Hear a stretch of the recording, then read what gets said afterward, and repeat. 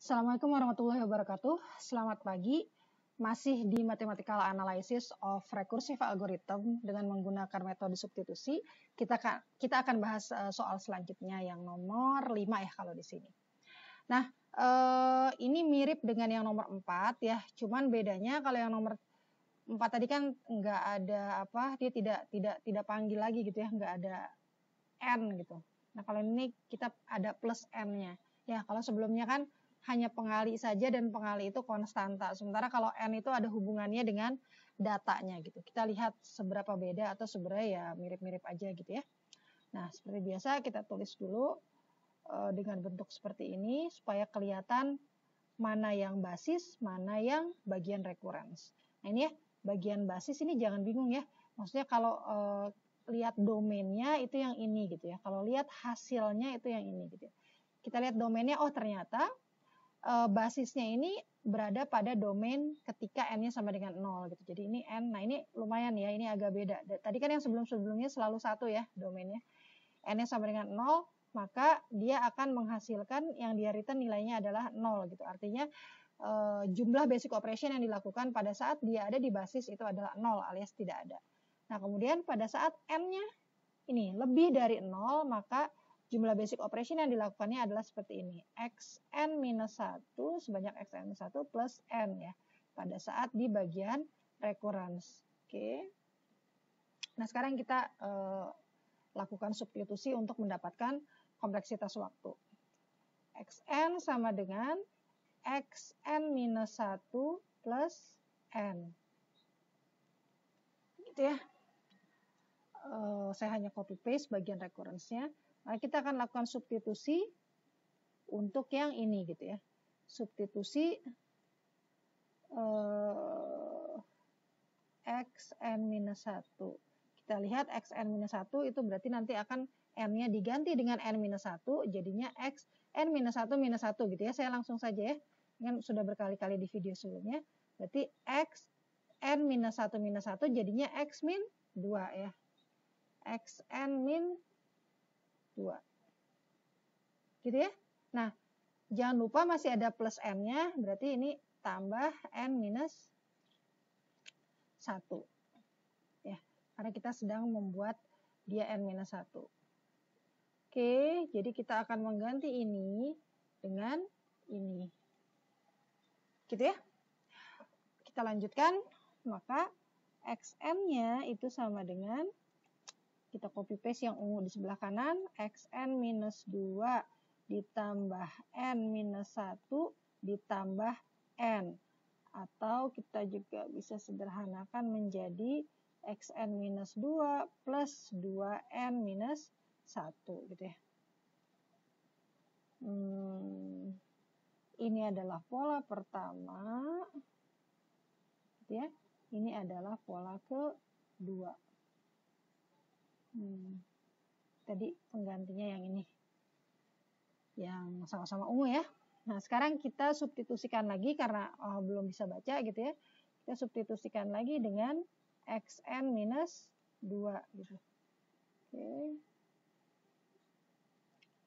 Ini ya Xn-2. Xn-2 itu sama dengan N-2 dikurang 1 kan ya. Jadi N-3. Ini ya, lihat aja nih rumusnya yang ini kan ya, yang asalnya.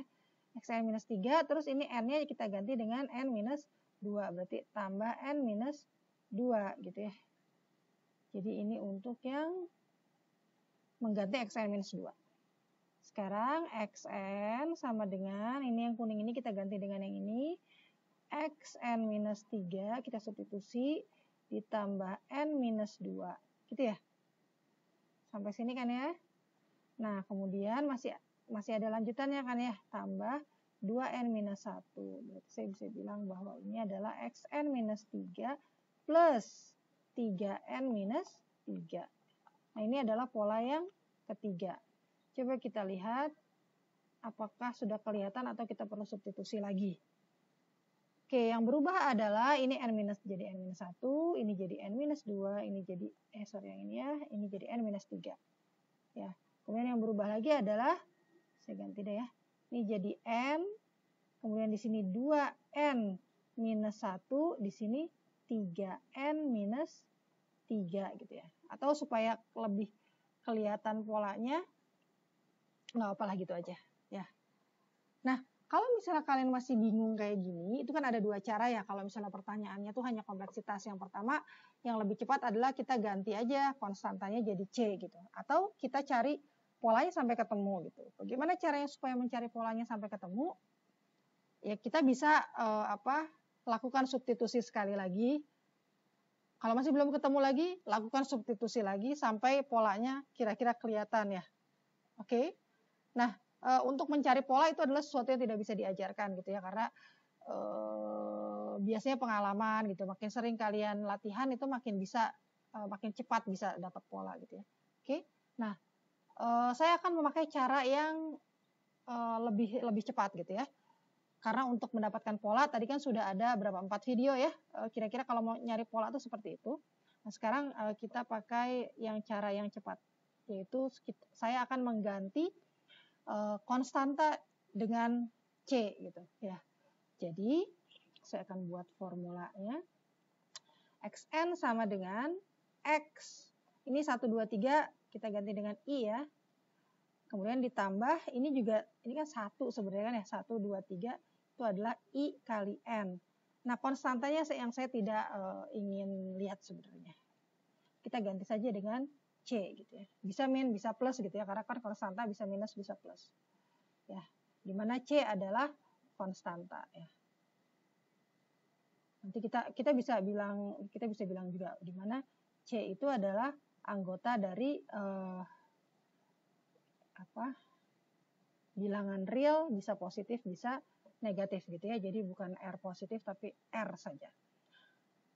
Oke, nah sekarang kita lihat apa tadi namanya basisnya, yaitu pada saat domainnya berapa. Nah ini kan beda nih ya, basisnya adalah pada saat domainnya N sama dengan 0. Gitu kan ya.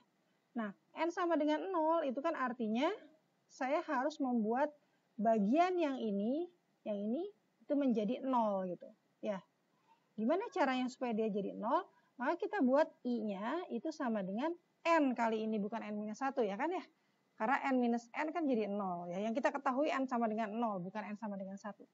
Tadi sebelumnya dari tadi N-nya sama dengan 1 gitu ya di basis. Berarti Xn-nya itu akan sama dengan Xn minus N.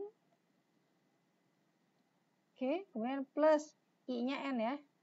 N dikali N minus C.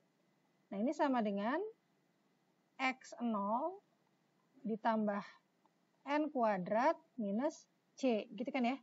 Nah, X0-nya tadi berapa ya? X0-nya 0 ya. Karena X0-nya 0, maka sebenarnya dia nanti akan diabaikan. Nggak akan ada efeknya gitu ya. Maka kita bisa bilang bahwa ini sama dengan N kuadrat minus C gitu Xn-nya. Ya, nanti si C-nya ini akhirnya dibuang juga gitu ya. Ini mendekati N kuadrat gitu ya. Kita bisa bilang kelas efisiensinya berarti N kuadrat karena dia cuma sendirian. Nah, kemudian kita bisa bilang kompleksitas waktunya adalah big theta N kuadrat. Begitu kira-kira ya. Ya, jadi kenapa saya bisa buang ini? Bukan bisa buang, saya bisa bilang bahwa ya pokoknya dia adalah C gitu ya, di mana C-nya adalah bisa 1, 2, 0,5, 0, 1/3, 1/4, berapapun. Bilangan real bisa negatif, bisa positif. Nah, karena nanti toh yang akan diambil adalah yang ordernya paling tinggi gitu, yang ordernya paling tinggi. Ya, masih ingat kan ya? Sementara kalau konstanta itu pasti ya ordernya dia konstan gitu ya. Jadi mau 10, mau 20 tidak akan berpengaruh. Kira-kira demikian, mudah-mudahan dapat dipahami. Ya, selamat pagi semuanya.